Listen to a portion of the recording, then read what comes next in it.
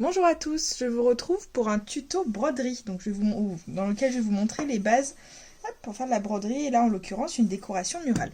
Donc voilà le rendu de ce que j'ai fait donc en utilisant deux points. Donc dans ce petit tuto, je vais vous montrer les deux points pour faire donc des petits pictos ou du lettrage comme ça. Et en supplément, je vous montrerai aussi comment réaliser une petite rose et une fleur, une feuille pardon, brodée. Donc niveau matériel, il va vous falloir un cercle à broder qui se présente comme ça, avec une partie à l'intérieur sans fermoir, donc un cercle en bois, et une partie à l'extérieur avec un fermoir en métal. Ensuite, il va vous falloir du fil à broder. Donc ça, c'est ce qu'on appelle, ça se présente souvent comme ça, une échevette. Donc en fait, c'est un petit fil coton qui est composé de plein de petits fils, un petit peu comme pour les bracelets brésiliens.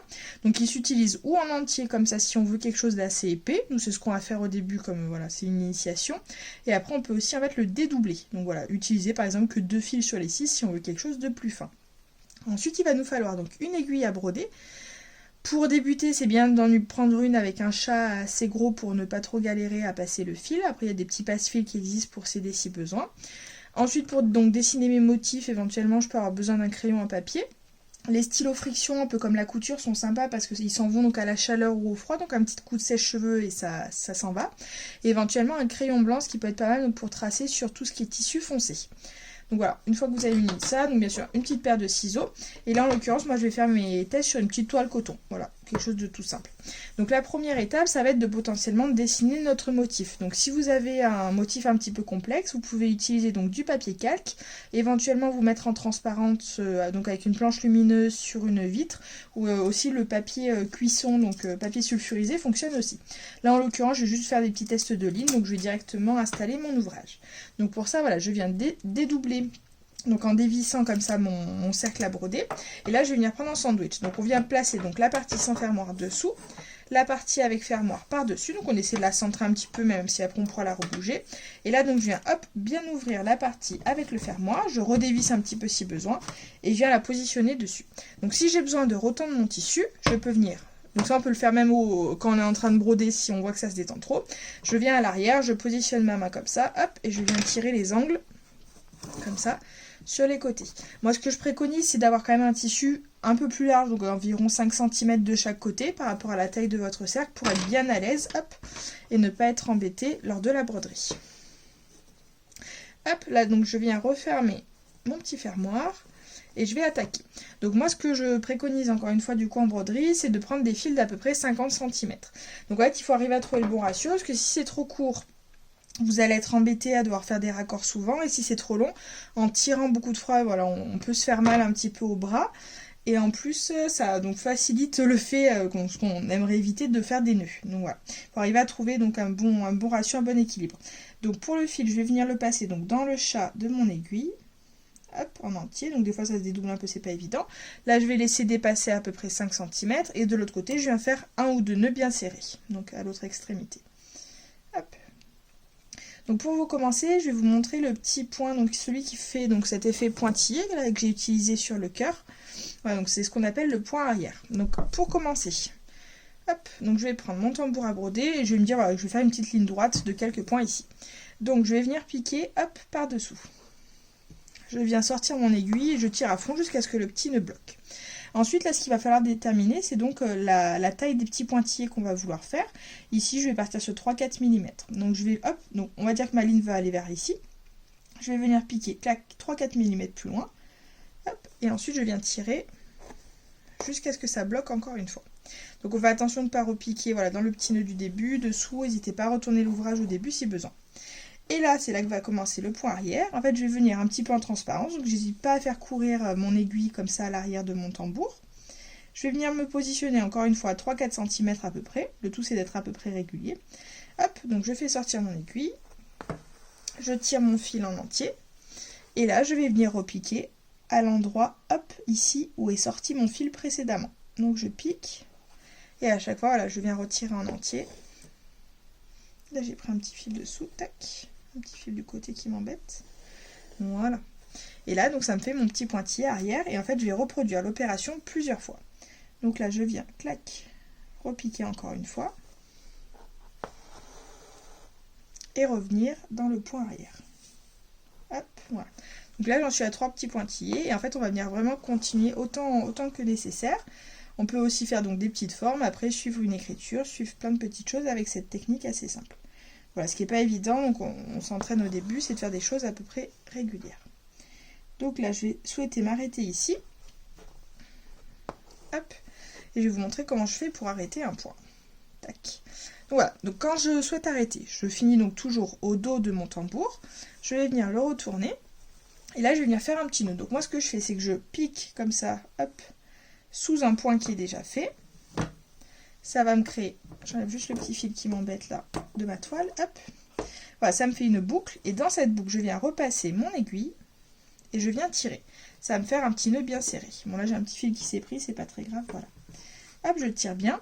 Et ensuite, ce que je fais en général, moi, par sécurité, je viens perdre un petit peu mon fil. Donc je repasse un petit peu sous les points qui sont déjà bien tenus, comme ça, 1 ou 2 fois. Et après, une fois que ça c'est fait sur quelques centimètres, je vais venir couper à ras. Et voilà pour hop, mon premier point qui est le point arrière. Maintenant, je vais vous montrer le point épi. Donc, c'est ce qu'on appelle le point de chaînette. C'est ce qui fait voilà, ces petites épis, là, on dirait un peu une petite tresse.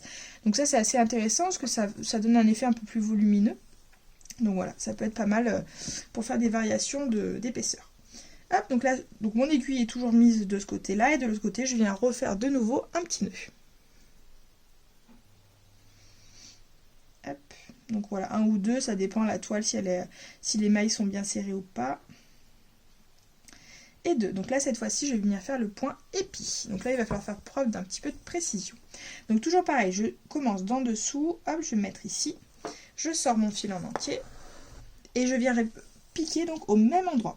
Donc là, faites attention, le petit nœud de dessous peut vous embêter un petit peu. Moi, j'ai tendance à le pousser avec ma main gauche, hop, et je repique au même endroit. Vous voyez, comme ça. Je tire un petit peu, là je tire pas à fond, donc je tire pour me laisser en fait une boucle qui dépasse.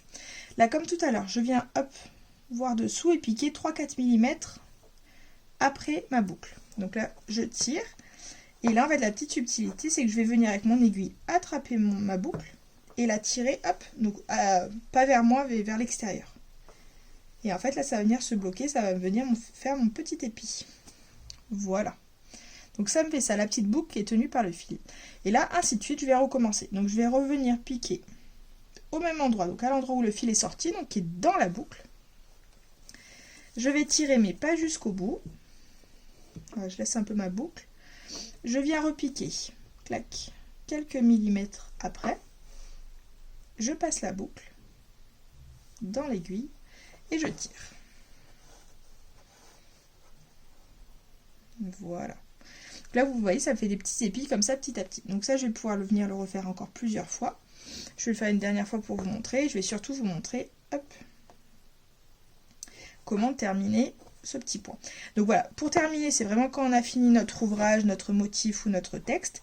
Mais ça peut être aussi si on n'a plus de fil et qu'on veut en changer. Voilà. Et donc là, la dernière étape pour terminer, en fait, au lieu de cette fois-ci de venir repiquer dans l'épi, je vais venir piquer vraiment, hop, juste après. Tout juste après ici. Tac. Voilà. Et là, ça va me permettre de finir mon ouvrage. Voilà. Donc là, mes petites chaînettes sont bien faites.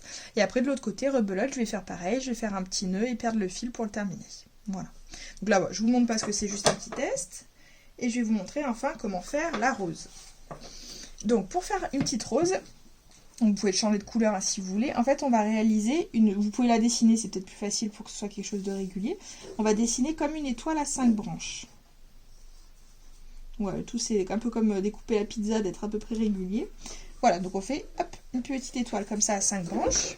Et on va venir avec le fil. Donc là, je vais en reprendre un petit bout parce que j'ai peur de ne pas en avoir assez. Dans le doute, je vais choisir une autre couleur. Hop. Allez, je vais prendre du violet pour ma fleur. Allez, du lilas.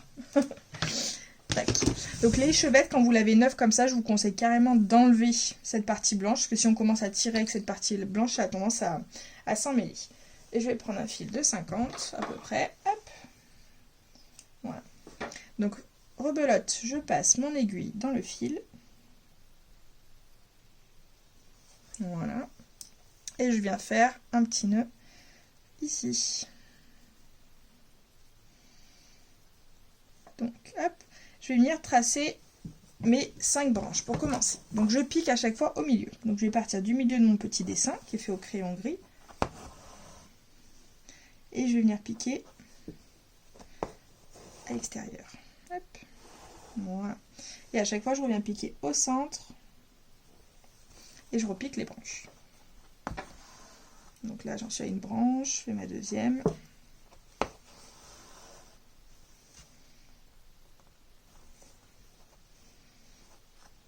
Après, ce qui est pas mal, voilà, quand on a une toile comme ça qui est un petit peu épaisse, on n'est pas trop embêté de faire joli entre guillemets à l'arrière. S'il y a des fils qui se chevauchent, c'est pas très grave. Après, moi par exemple, j'ai fait de la broderie sur tulle. Là, il faut être irréprochable sur les finitions à l'arrière parce que du coup, tout se voit.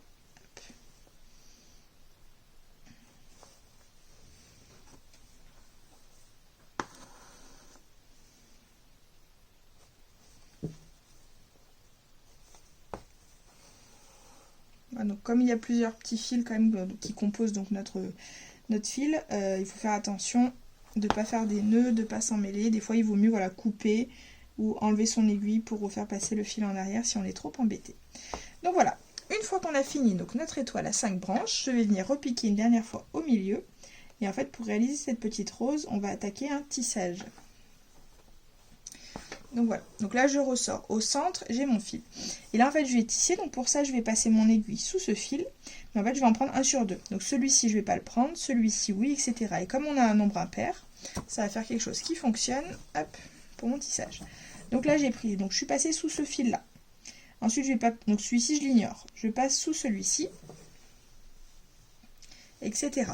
Donc là, on serre un petit peu, mais sans trop tendre. Le but, c'est quoi? Pour que notre rose ait un petit peu de volume, on la laisse comme ça.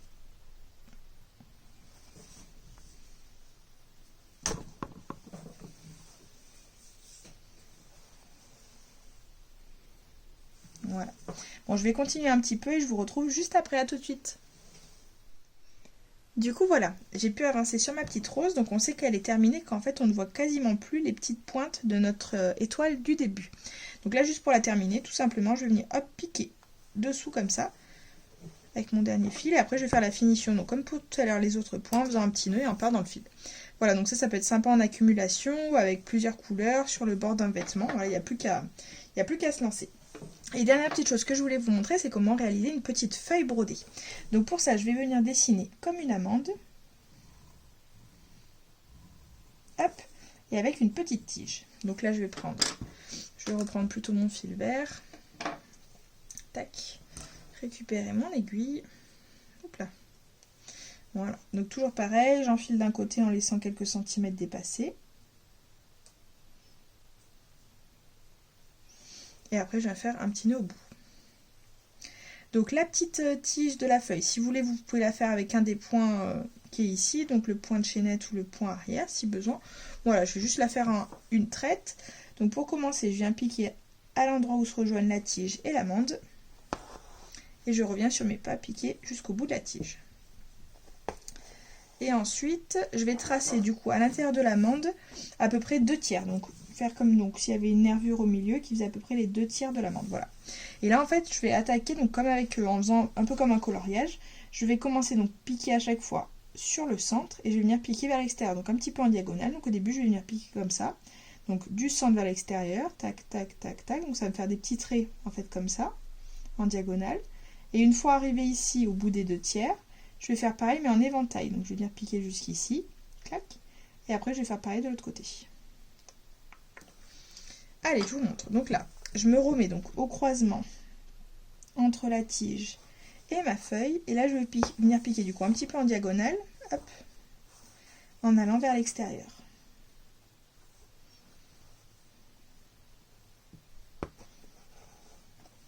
Tac, je me suis perdue avec mon fil. Voilà. Et je reviens à chaque fois. Donc le but étant de voir le moins de tissu possible au niveau de la feuille. Donc je vais venir piquer vraiment au centre, juste à côté d'ici. Hop. Et je repique vers l'extérieur.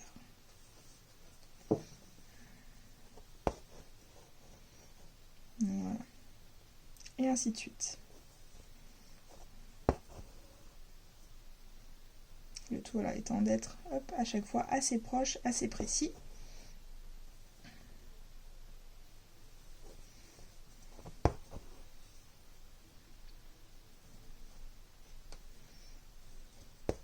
Voilà, donc on va continuer comme ça, hop, comme je vous ai montré tout le long. Comme ça là, tac, tac, tac, un petit peu en diagonale. Arrivé ici, on va faire un petit éventail. Donc à chaque fois, on va venir repiquer sur ce point-là. Venir comme ça, tac, tac, tac, pour faire toute la petite pointe. Et après, on est reparti, on pique au milieu, à l'extérieur, etc. pour finir notre petite feuille.